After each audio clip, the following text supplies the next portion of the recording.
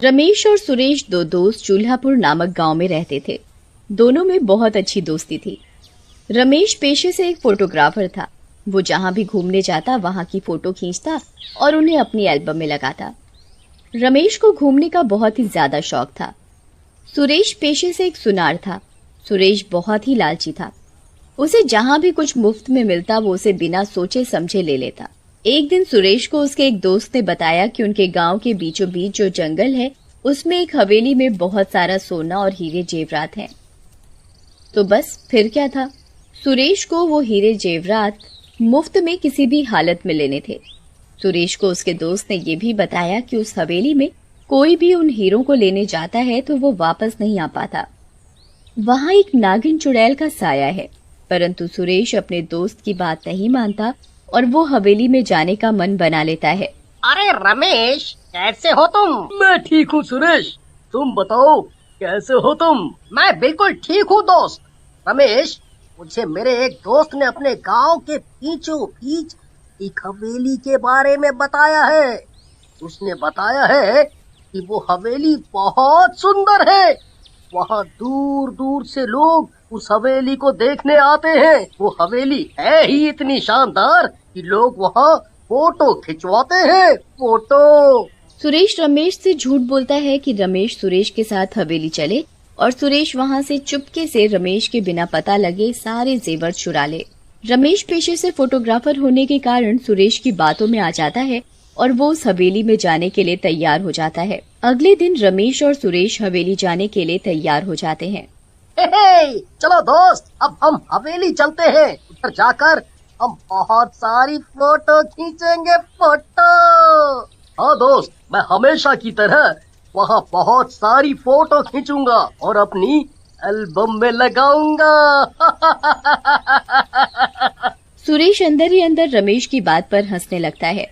अब रमेश को क्या पता था कि उसका दोस्त सुरेश उसके भोलेपन का फायदा उठा रहा है और वो हीरे जेवरात लालच के चक्कर में उस भूतिया हवेली में जा रहा है।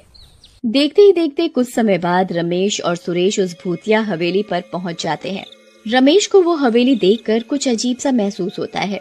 वो हवेली बहुत डरावनी सी दिख रही होती है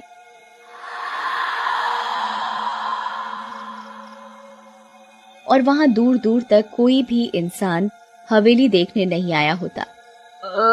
अरे भाई सुरेश, तुम ये कैसी हवेली में ले आए मुझे? यहाँ तो दूर दूर तक कोई भी नहीं दिख रहा है। मुझे तो बहुत डर सा लग रहा है। ऐसा करते हैं, हम उल्टे चलते हैं। अरे नहीं रमेश, तुम कैसी बात कर रहे हो दोस्त? अब हम इतनी दूर आ गए हैं, बोलो अब बिना देखे चले जाएंगे तो हमारा इतनी दूर आने का क्या फायदा होगा? रमेश और सुरेश को तभी वहाँ एक जहरीला सांप नजर आता है।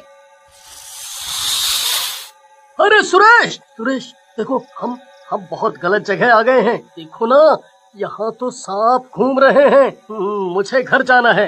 हाँ, घर जाना है। वो सांप रमेश और सुरेश की तरफ ही आ रहा होता है। अरे भागो यहाँ से सुरेश, ये सांप तो हमारी तरफ ही आ रहा है। भागो। तभी रमेश और सुरेश को एक लड़की नजर आती है और वो बीन बजा रही होती है। वो लड़की बीन बजाकर उस जहरीले सांप को वहाँ से भगा देती है। अरे धन्यवाद बहन जी, आज तो आपने हमें बचा लिया, नहीं तो पता नहीं हमारा क्या हाल होता। हम तो सांप देखकर डर ही गए थे। अरे डरो मत आप दोनों, मैं तो यहाँ सपेरन हूँ। यहाँ इस हवेली में बहुत से सांप हैं और यहाँ बहुत से लोग आते हैं इस हवेली को देखने, तो मैं उन लोगों को सांपों से बचाती हूँ। उस लड़की की बात सुनकर रमेश को थोड़ा चैन आया। अरे यहाँ तो बहुत से लोग आते हैं, पर आज इधर कोई दिखाई क्यों नहीं दे रहा है? अरे बस समय समय की बात है, कभी यहाँ इतने लोग होते हैं, कभी कोई नहीं। आज वैसे भी अमावस्या की रात है, इसलिए कोई नहीं आया। अमावस्या की रात? इससे हवेली देखने का क्या मतलब? अरे कुछ नहीं, तुम्हें समझ नहीं आएगी ये कहानी। अरे रमेश, तुम यहाँ ही रुको, मैं अभी आया। अभी 1 मिनट हवेली के अंदर से। इतने में तुम बाहर से हवेली की फोटो खींचो। ठीक है। सुरेश की बताई गई बात अनुसार रमेश हवेली के बाहर से फोटो खींचने लग जाता है। सुरेश चालाकी से हवेली के अंदर जाता है। साथ ही वो लड़की भी उसके पीछे चल पड़ती है। अरे आज तो मैं माला माल होकर ही घर लौटूंगा। रमेश तो इस बात से अनजान है कि इस हवेली में हीरे जवाहरात दबे हुए हैं। तभी लड़की पीछे पीछे बीन बजाती हुई चलती है।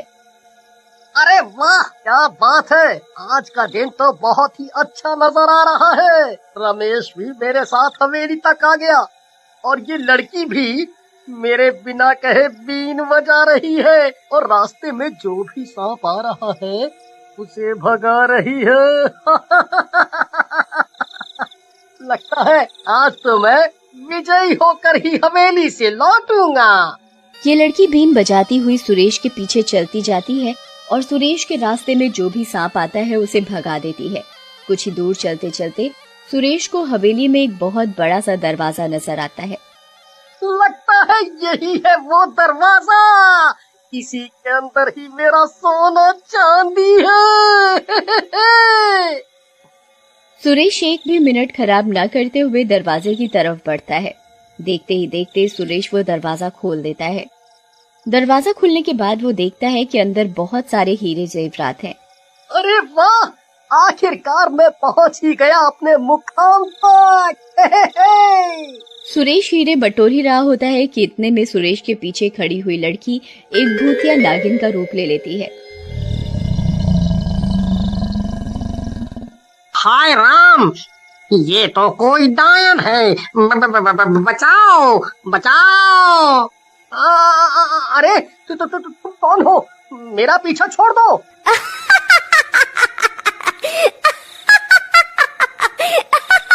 बेवकूफ लालची आदमी, तुझे क्या लगा मैं यहाँ क्या कर रही हूँ? तू ही एक यहाँ समझदार है क्या?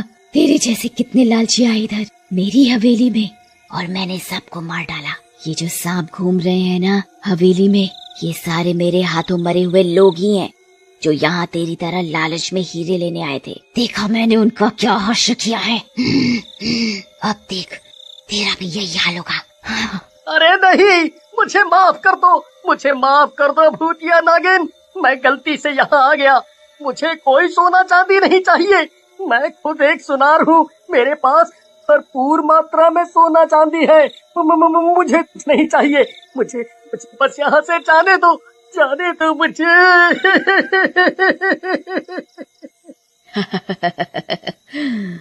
ऐसे कैसे? अब देख तेरे कर्मों की सजा बाहर खड़े तेरे दोस्त को भी मिलेगी। वो तो बेचारा अनजान है कि उसकी मौत होने वाली है अब कुछ ही मिनटों में।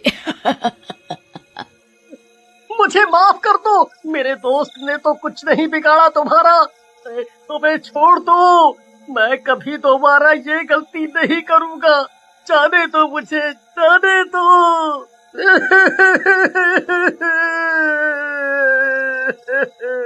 सुरेश उस भूतिया नागिन के आगे हाथ पैर जोड़कर गिड़गिड़ा ही रहा होता है कि तभी वो भूतिया नागिन उसे डस लेती है और उसके डसते ही सुरेश एक सांप में तब्दील हो जाता है। देखते ही देखते वो भूतिया नागिन हवेली के बाहर जाती है। इस लालची आदमी का तो अब खात्मा हो गया।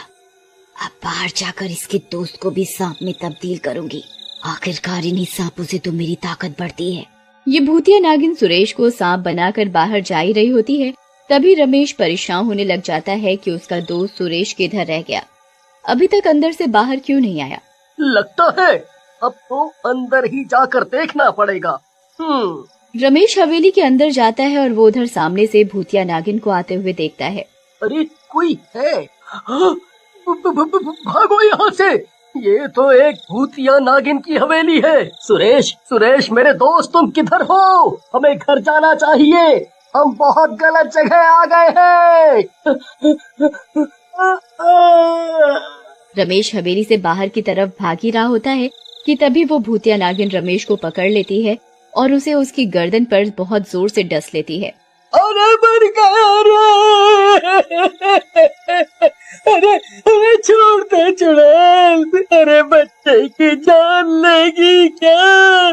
देखते ही देखते रमेश भी एक सांप में तब्दील हो जाता है और उस भूतिया नागिन की ताकत और मजबूत हो जाती है। सुरेश के लालच के कारण रमेश को भी सजा मिलती है और वो दोनों जिंदगी भर के लिए सांप में तब्दील हो जाते हैं।